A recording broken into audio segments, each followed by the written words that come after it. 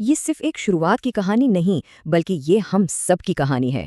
تو چلیں انسانیت کے اس پہلے باب کو کھولتے ہیں اور دیکھتے ہیں کہ یہ سب کچھ اصل میں شروع کہاں سے ہوا۔ یہ وہ سوال ہے جو ہزاروں سال سے ہمارے ذہنوں میں گونج رہا ہے، اور اس کا جواب جاننے کے لیے ہمیں وقت میں بہت بہت پیچھے جانا ہوگا۔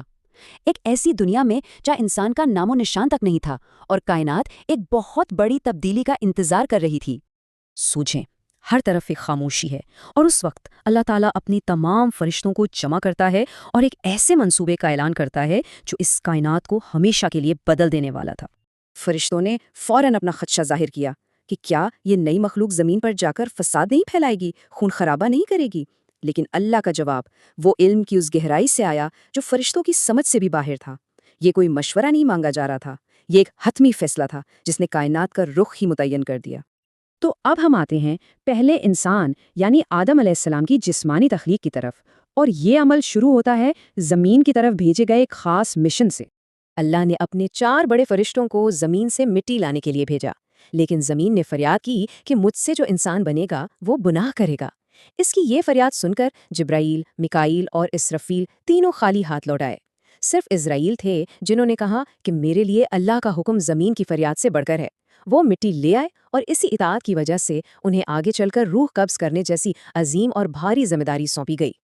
اس مٹی سے آدم علیہ السلام کا پتلا بنایا گیا اور اسے جنت میں رکھ دیا گیا۔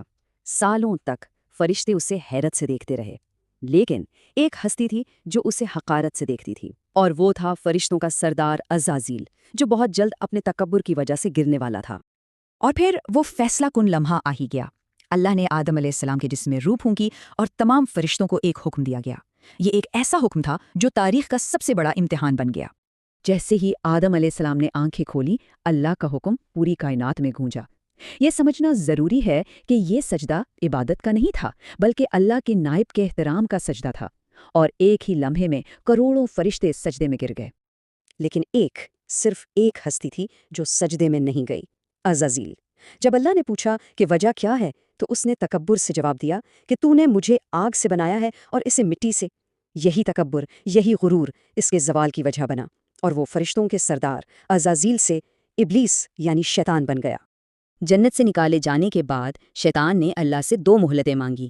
پہلی، مجھے قیامت تک زندگی دے، اور دوسری، مجھے انسان کو بہکانے کی طاقت دے۔ اللہ نے یہ دونوں باتیں مان لی، لیکن ساتھ ہی امید کی ایک کرن بھی روشن کر دی۔ فرمایا، میرے مخلص بندوں کو تو کبھی گمراہ نہیں کر سکے گا، اور جو کوئی بھی سچے دل سے توبہ کرے گا میری رحمت اسے معاف کرنے کے لیے ہمیشہ تیار رہے گی۔ اچھا، تو شیطان کے جانے کے بعد اب کہانی کا رخ آدم علیہ السلام کی طرف مڑتا ہے۔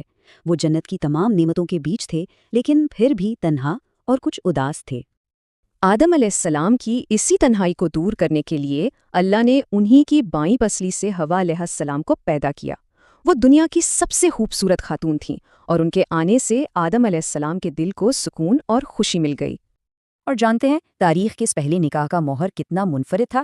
یہ کوئی دولت یا سونا نہیں تھا۔ اللہ نے آدم علیہ السلام سے کہا کہ وہ آنے والے آخری پیغمبر حضرت محمد صلی اللہ علیہ وسلم پر درود بھیجیں، اور یہی حوا کا مہر ٹھہرا۔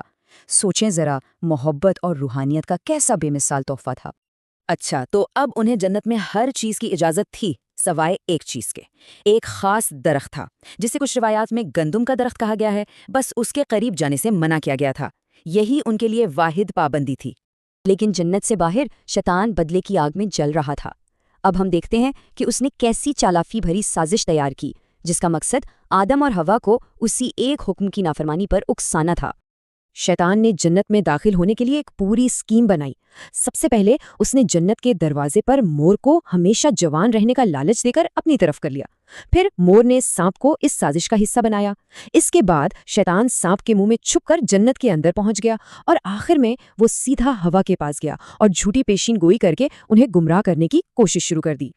جب حوا علیہ السلام نے اس سے بچنے کا راستہ پوچھا تو شیطان نے اپنا آخری تیر چلایا۔ اس نے اللہ کے حکم کو بالکل الٹ کر پیش کیا اور کہا کہ اگر تم اس ممنوعہ درخت کا پھل کھا لو گی تو ہمیشہ جنت میں رہو گی، اور اس نے اپنے جھوٹ پر یقین دلانے کے لیے اللہ کی قسم بھی کھائی۔ حوا اس کی باتوں میں آ گئیں، انہوں نے پھل کھا لیا اور پھر آدم کو بھی دے دیا۔ وہ لمحہ جب انہوں نے اللہ کے حکم کو توڑا، اس کی فوری قیمت کیا تھی؟ جس لمحے انہوں نے وہ پھل کھایا، ان کے جسموں سے جنت کے نورانی لباس غائب ہو گئے۔ پہلی بار انہیں اپنی بے بسی کا احساس ہوا اور ان کے دل گہری شرمندگی اور پچھتاوے سے بھر گئے۔ غلطی کا احساس فوری تھا اور بہت شدید تھا۔ لیکن یہ کہانی کا اختتام نہیں تھا، بلکہ یہ تو ایک نئی شروعات تھی۔